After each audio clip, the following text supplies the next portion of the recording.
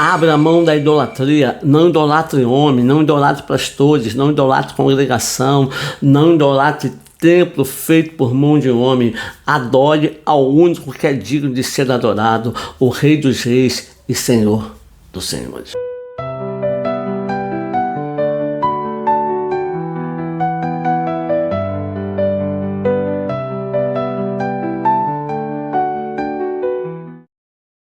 Olá, meu amado e minha amada, graça e paz. Amém? Bom dia, vida chegando com uma mensagem de fé, de amor e de esperança do coração de Deus para o seu, para o meu, para o nosso coração. Amém? Está chegando aí a nossa conferência. Isso. E olha, vai ser tremendo. Sorocaba, dias 3, 4 e 5, lá na Casa de Oração Filadélfia. Isso, na nossa sede. Vai ser bom demais, né? E eu tenho certeza que Deus vai falar poderosamente aos nossos corações, vai nos conferir, vai nos instruir e, acima de tudo, vai despertar a igreja que dorme ou aqueles que estão dormindo. Por que o despertar? Porque Ele está voltando. E a igreja precisa despertar. Terminamos aí essa semana a série que ministramos aqui no Bom Dia Vida com esse tema. E hoje eu quero começar uma nova série com você, recorrendo ao assunto e falando um pouco sobre o seguinte tema: a perda que nos faz ganhar tudo. A perda que nos faz ganhar tudo. Se eu chamar você e convidar você para vir, para perder, você vai querer? Se eu chamar você para um confronto e já dizer para você ganhar, você precisa perder, você vai querer? Nós somos treinados, ensinados. Estamos aí numa época de jogos, né? De um evento mundial onde envolve vários países disputando uma taça. E ninguém que está lá está para perder. Eu sei que muitos foram sabendo que não tem a mínima chance de chegar em primeiro. Mas querem ganhar alguma coisa. Querem ganhar alguma coisa. E nós somos treinados para isso. E a torcida está lá torcendo, esperando, ganhando. Quantos choram quando o seu time de futebol perde ou é rebaixado? Ficam desesperados, querem até arrancar a sua própria vida porque não são preparados para perder.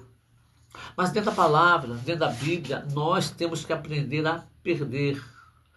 E perder da melhor forma, e a forma mais correta de você perder dentro da palavra é abrir mão, é entregar. O exemplo maior é o nosso Senhor, que se entregou. Ele não perdeu, ele entregou. Ele não se deixou ser esvaziado, ele se... Deus não vai chegar a esvaziar você, meu irmão. É você que se esvazia. Ele se esvaziou. Eu quero ler com você Filipenses capítulo de número 3. Aleluias. Começar no versículo 1. Quanto ao mais, irmãos meus, alegrai-vos no Senhor. A mim não me desgosta, e é segurança para vós outros que eu escreva as mesmas coisas. Ponto. Deixa eu pontuar aqui um pouco com você.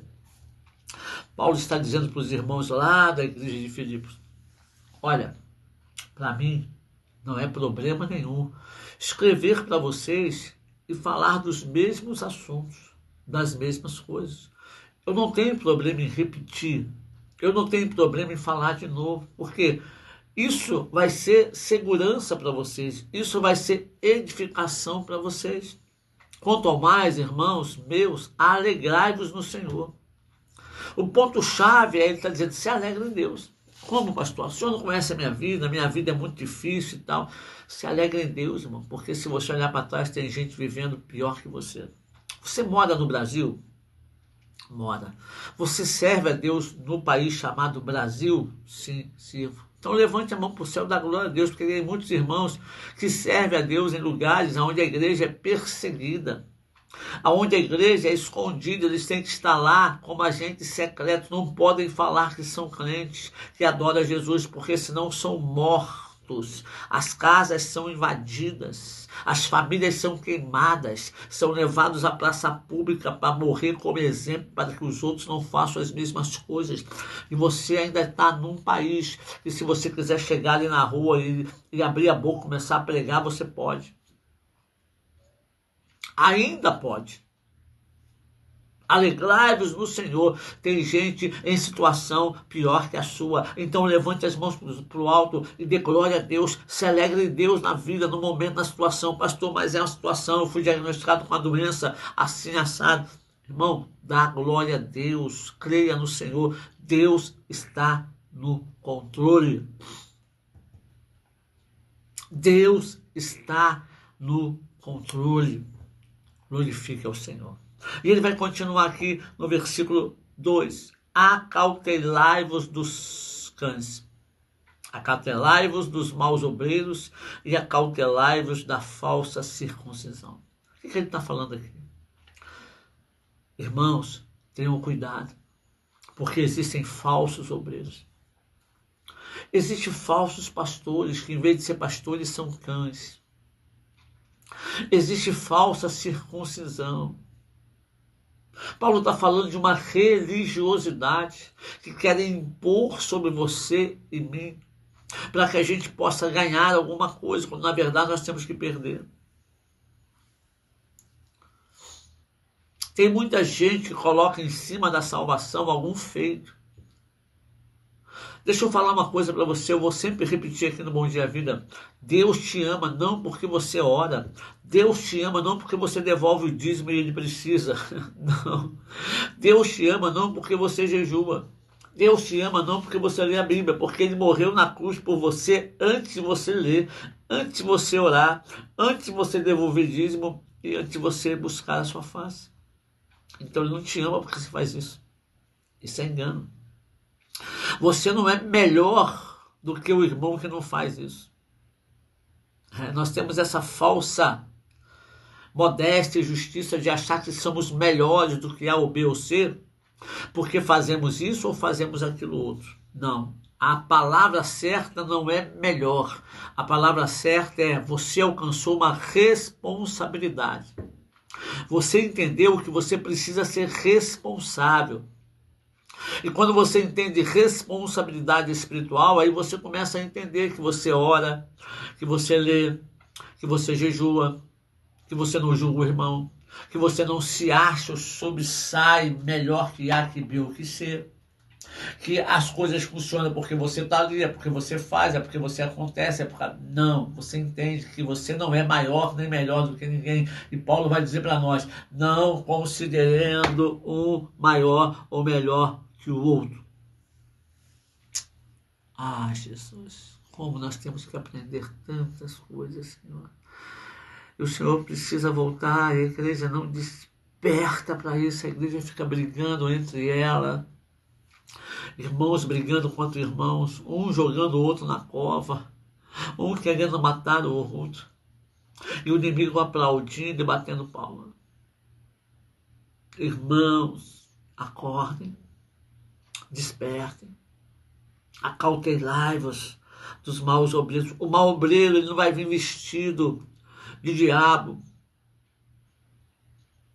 Ele vai vir com uma configuração de bom, mas na verdade o seu interior é mau. Se você olhar para o falso profeta, que a Bíblia mais fala de Balaão, Balaão era da turma de Moabe, descendente de Ló. Mas a Bíblia diz que Deus falava com ele, que ele tinha olhos espirituais abertos. Deus abriu os olhos, ele viu o anjo. A Bíblia vai falar que ele tinha o poder de abençoar e de amaldiçoar. Quando ele falava, acontecia. Mas ele era um falso profeta. Muita gente acha que o falso profeta é o pai de não sei de onde, é o outro da outra religião, é o outro que está com o tridente. Não, quando Deus fala, cuidado com os falsos profetas, eles estão no meio de nós, estão profetizando. E muitas profecias de falsos profetas acontecem. Tá? Nós temos que tomar cuidado. Para isso nós precisamos de algo chamado discernimento de espírito. É um dos maiores ou mais importantes dons que você precisa ter para você não ser enganado por espíritos enganadores.